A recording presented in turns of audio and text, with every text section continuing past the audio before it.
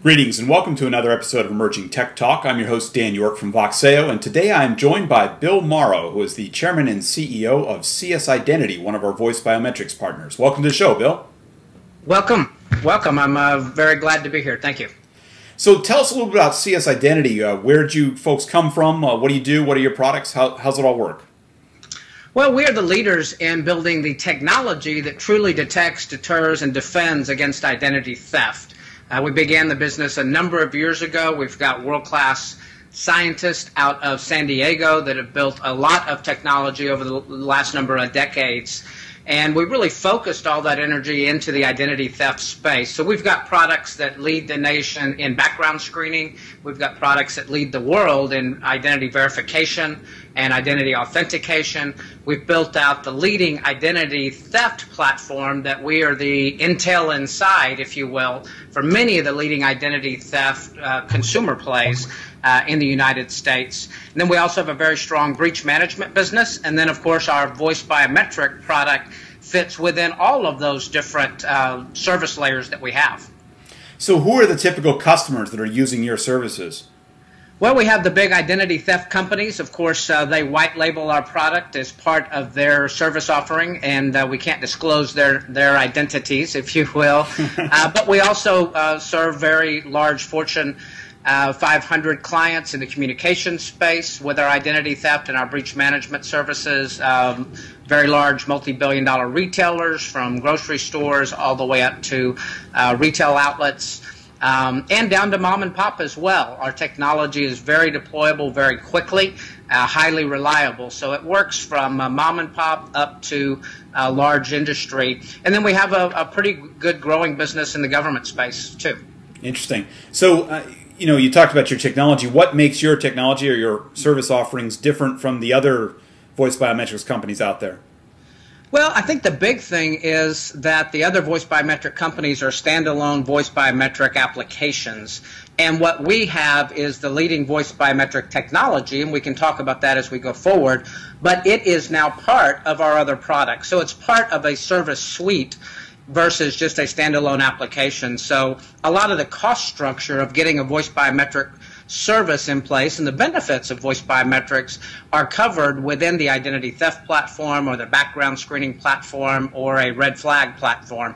So it's a business model that we believe will allow us to deploy more voice biometric services much more quickly because of the ease and the much lower cost. Interesting. So maybe talk a little bit about that technology. What's unique about it or different about it? Well, one, the voice biometric is part of our other solutions, so it comes with a very strong verification and authentication of the original identity. And candidly, most of the voice biometric companies in the market today don't verify or authenticate that the person is who they say they are to begin with. They just simply capture the voice, which is a part of the value chain, but capturing that voice and attaching it to a known identity is really what completes the value proposition. Our technology, however, we believe is stronger as well. We have two voice engines that fuse together the results, which allow us, versus some of the other technologies, 2 or 3 minutes to capture the original print.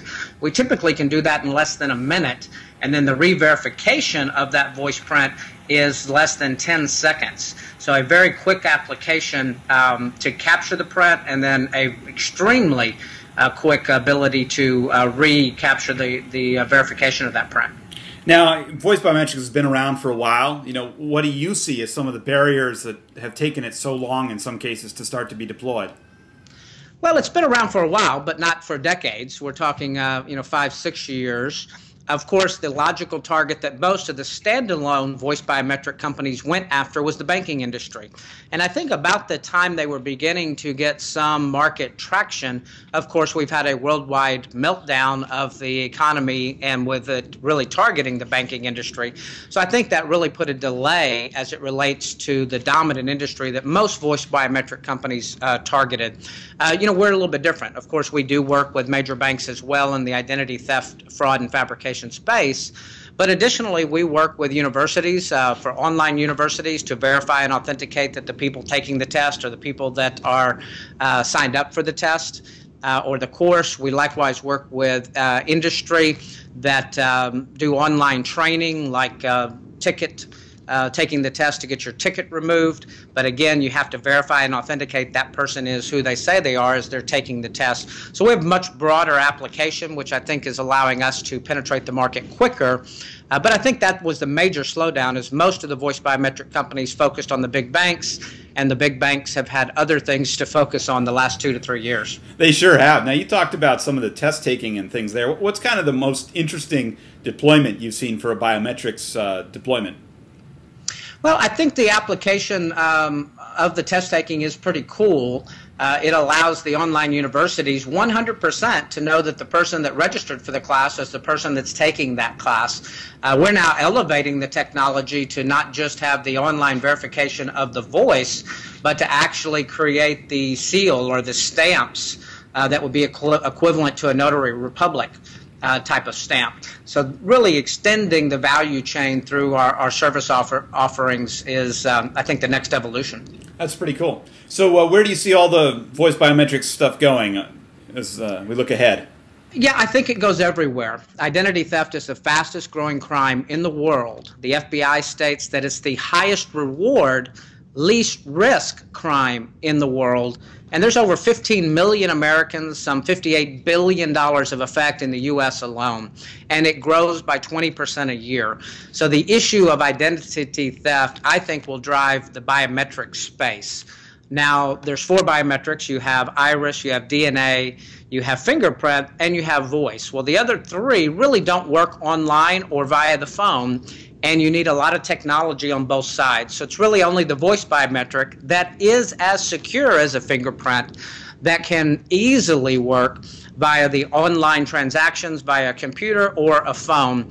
I think it even begins to go all the way down to retail, where you can set up on your credit card that if you're about to do a transaction over $500 that's attributed back to your name, that you want it to be, in our vernacular, voice verified.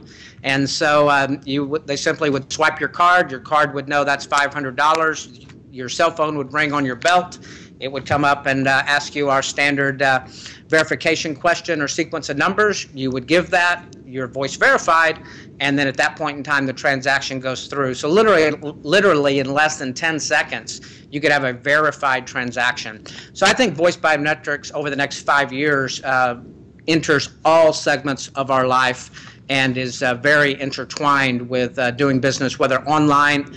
However, I believe it also enters the in-face transactions as well. Very cool. So where can people learn more about CS Identity? Well, you can go to our website, which is www.csidentity.com, and that's just CS and the word identity.com, or you can call our offices as well. Great. Well, thank you very much. I've been speaking with Bill Morrow, the chairman and CEO of CS Identity. To learn more about using biometrics on Voxeo's platform, please visit www.voxeo.com/biometrics. Thank you for watching.